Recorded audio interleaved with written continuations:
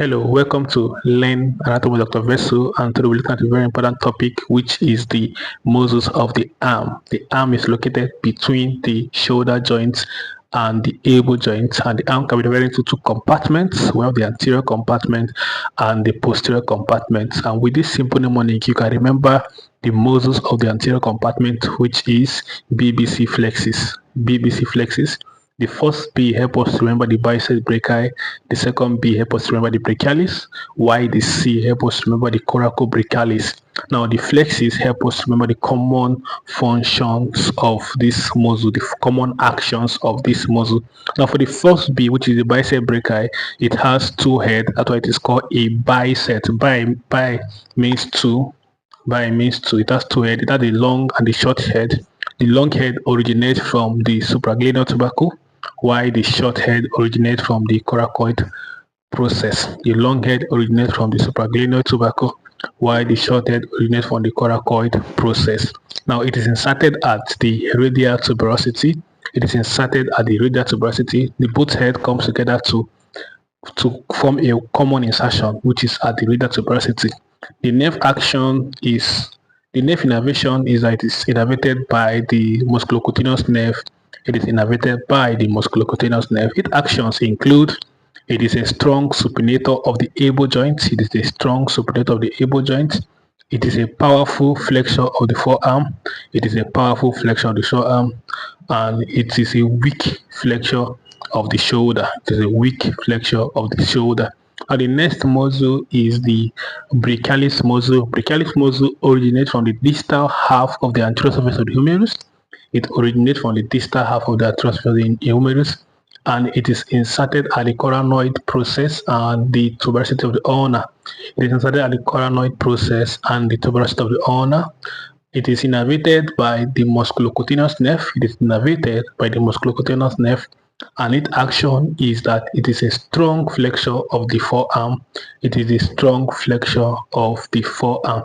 Now, for the last muscle, we have the Coracobrachialis. It originates from the tip of the coracoid process. It originates from the tip of the coracoid process, and it is inserted at the middle of the medial humeral shaft. It is inserted at the middle of the medial humeral shaft, and it is supplied by the musculocutaneous nerve. Its action includes: it is a weak flexor, and it adopts the arm.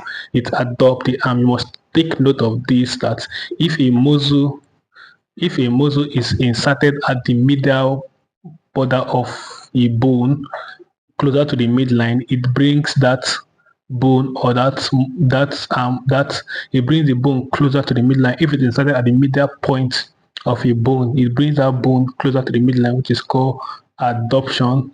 And if it is inserted at the lateral aspect of a bone, it takes that bone away from the midline, which is called adoption. So the for coracobrachialis, it is inserted at the medial part of this bone. It is inserted at the medial part of this bone. Therefore, it brings the bone closer to the midline, because the medial part of a bone is the bone closer to the midline. The medial part of a bone is the bone closer to the midline.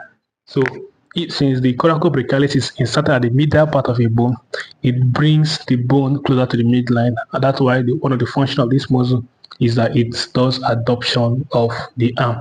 And for the posterior compartment, we only have one muscle, and we call it the tricep muscle. Tri means three. So it has three heads. It has a long head, a lateral head, and a short head.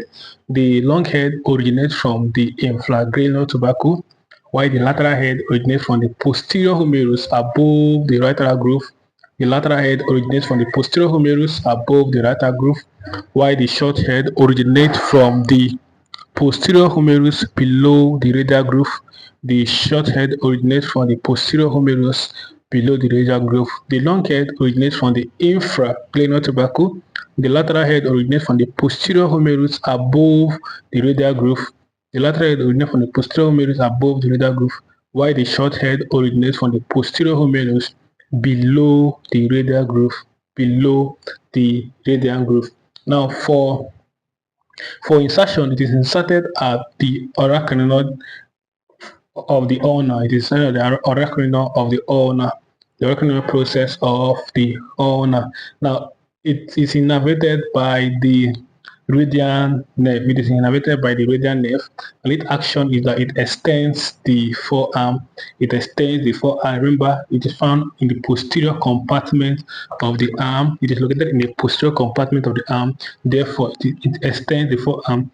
Muscles that are located at the anterior compartment of the arm or flexes the arm, while muscles that are located at the posterior compartment of the arm extends the arm. Now, with this, we have come to the end of this section on the muscles of the arm. I hope you learned new things today, new mnemonics that can help you remember the muscles of the arm. Thank you for watching.